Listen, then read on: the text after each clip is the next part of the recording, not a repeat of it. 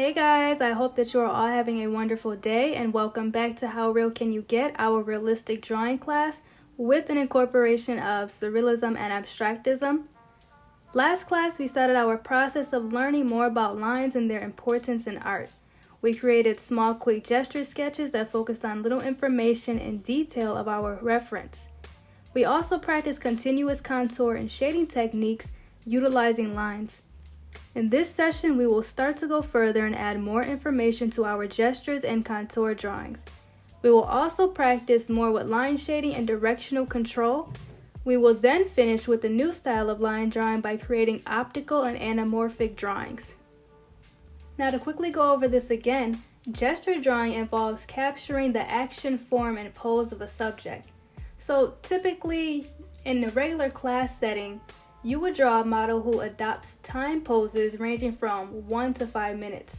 The shorter the pose, the less information you will be able to capture. In the most primitive form, a gesture drawing can be nothing more than a couple of curved lines which indicate the gesture. For longer poses, you can start adding more detail and tone. The purpose of gesture drawing is primarily to study human form and anatomy. Now, if you guys want to learn more about how to draw realistically, this is something that you need to know. It allows you to explore the way the body moves and is connected.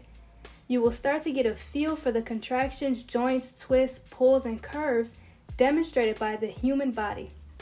As you do not have time to merely copy what you see, you must make quick and logical assumptions about how the body works. For example, instead of trying to draw the lines and shapes which make up the model's arm, you will need to ask yourself, how is the arm connected to the rest of the body? Where are the joints? Are there twists or pinches in the muscles? Is the arm facing towards me or away from me? And what is the contour of the arm? Do you see the difference between these questions and merely copying what you see? Now, copying is fine. I think we've all done it at some point in our drawing career. But I'm afraid that if you continue to do that, you will not truly understand what you are drawing. So to really see as an artist that you are becoming, you need to understand what is going on. I want you all to worry very little about making mistakes.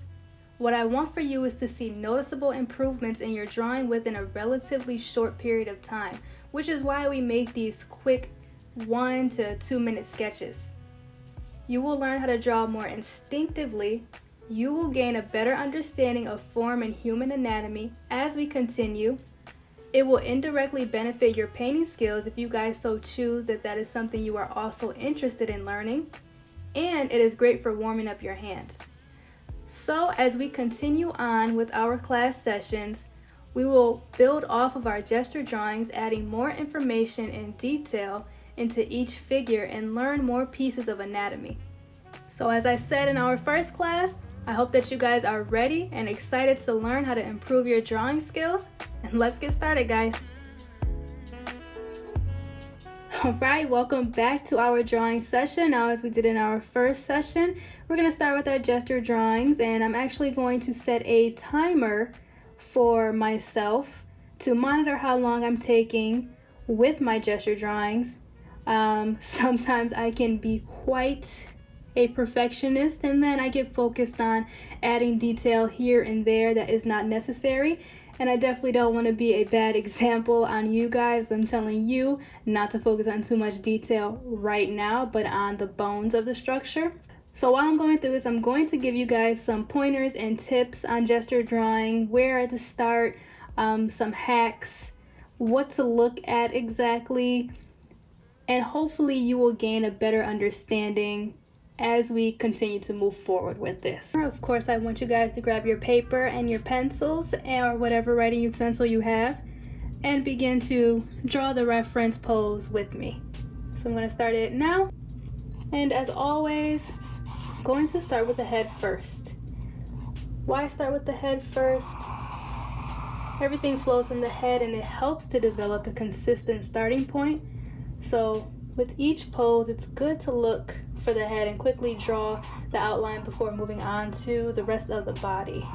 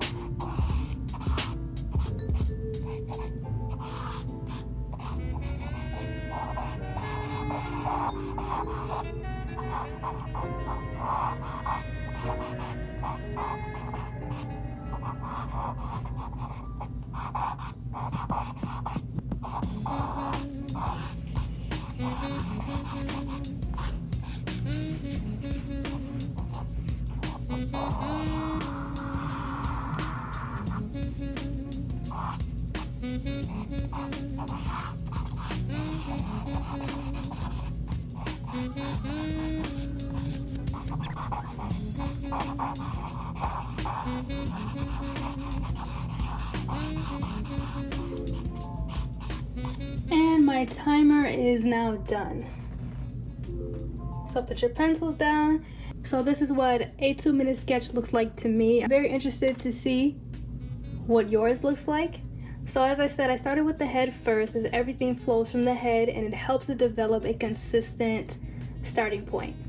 By doing this, there is no hesitation at the start of every pose, as you should know exactly how you want to start. Also, try to make a quick note of where the head is looking, up, down, left, right. After you have identified the head, then observe how the rest of the body is flowing from there. And actually, another great reference point is the spine. Now, if you're ever lost, I encourage you to just follow the spine and try to build form from around that. Okay, so next we're going to continue on with our second pose, so pose number 2. I'm going to set the timer again for 2 minutes, so prepare yourselves, guys. And I'm going to start it right about now. So again, I'm going to start with her head.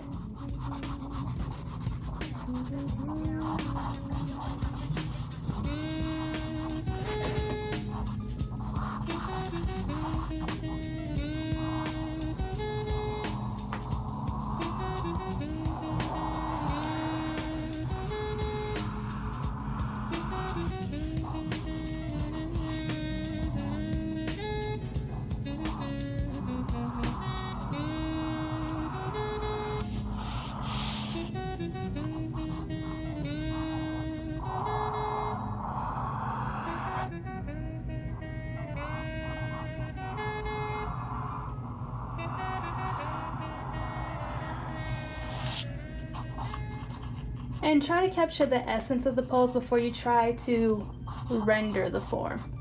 I think that was the mistake that I ended up making on the last gesture sketch that I did.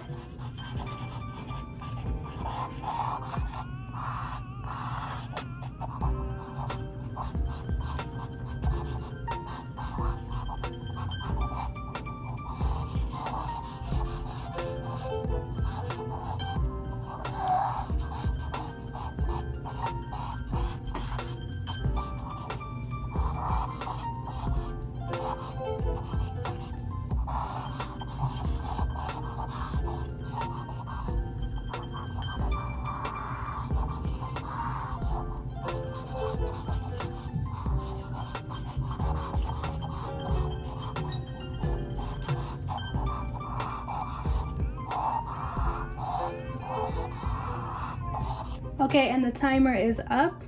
Here I tried to render a little bit in her torso and arms.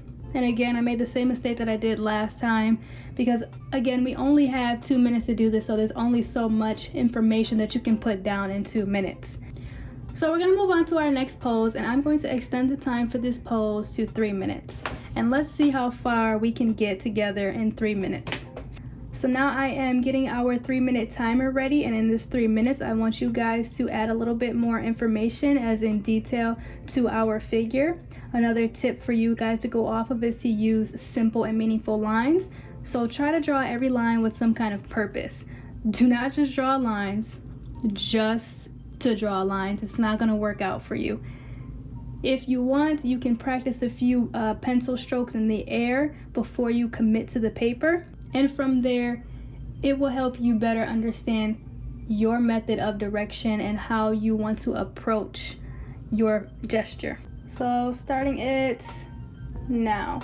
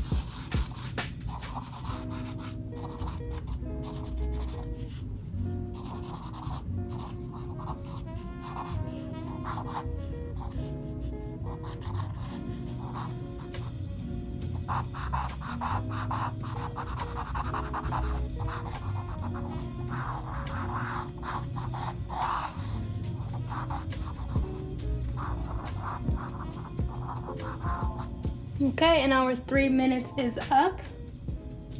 This is my 3-minute sketch.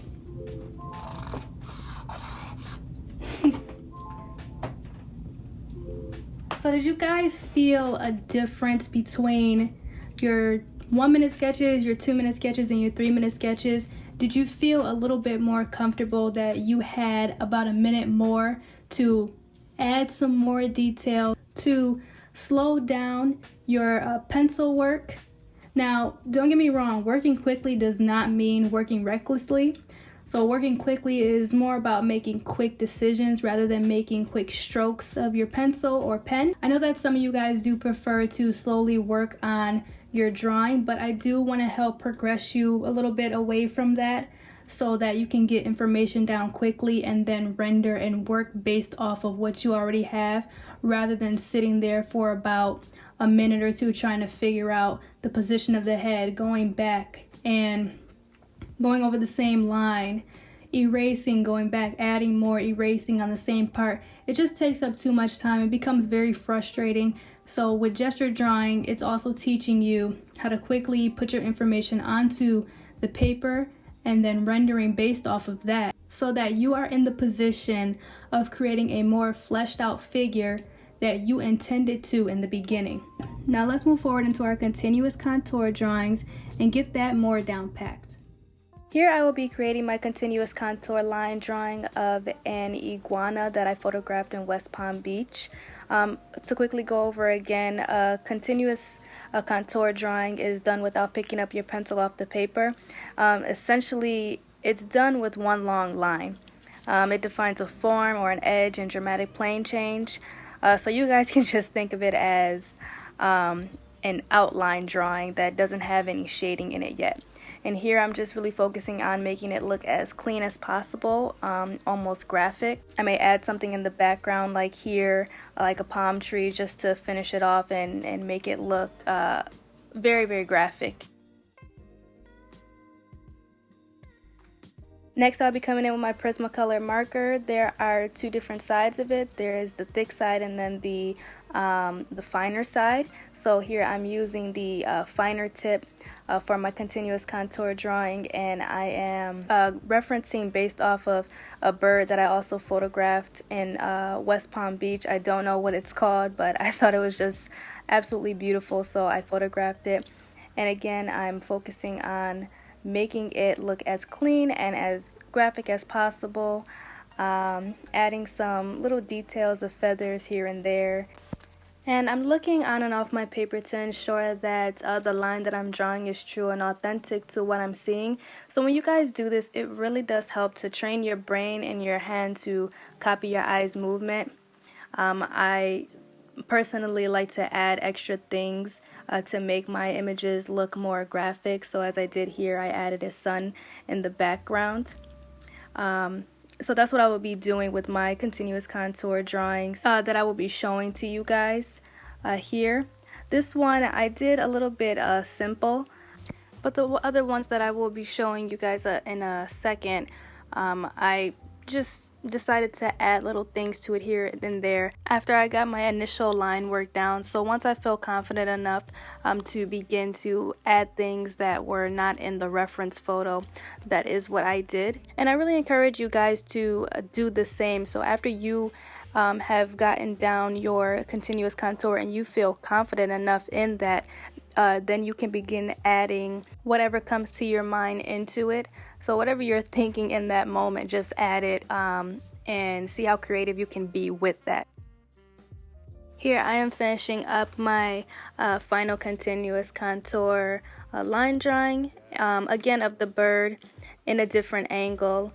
And once I got down my initial line work and I felt confident enough in that, I began to just add some extra things that were not a part of the reference photo into it to make it a little bit more aesthetically pleasing and graphic. So I just thought whatever came to my mind. I thought of adding vines and leaves and flowers to go along with more of a nature scenery. So I added here, you see a flower coming out of the bird's mouth. So just all going back into each other and making it appear to be one long continuous line. In our next class, we're going to be creating optical illusions. We're going to be starting to create a ton of different crazy styles and anamorphic effects. I'm hoping that it will really help spark your creativity. I want you guys to be as crazy as possible as you can with this. And we're going to incorporate it with our gesture drawings and continuous contour drawings. Eventually, I want to challenge you guys to overlap each of these different styles that I'm teaching you, as well as incorporate your shading with this to really create something that is very surreal and is coming from your own creativity of what you are feeling. So for the end of this lesson, I want to challenge you guys to practice your gesture drawing. So just make another 5 sketches of that and give yourself a 3-minute window, a 3 to 5 minute window, as well as your continuous contour drawings. Give yourselves 5 minutes to create an image, whether that be an animal, a object, whatever you want, and then from there just add something extra to it, whatever comes to your mind. And then when we meet in our live stream on Thursday, we can all look at it together and go over it. But until then, good luck, and I will see you guys in the next one.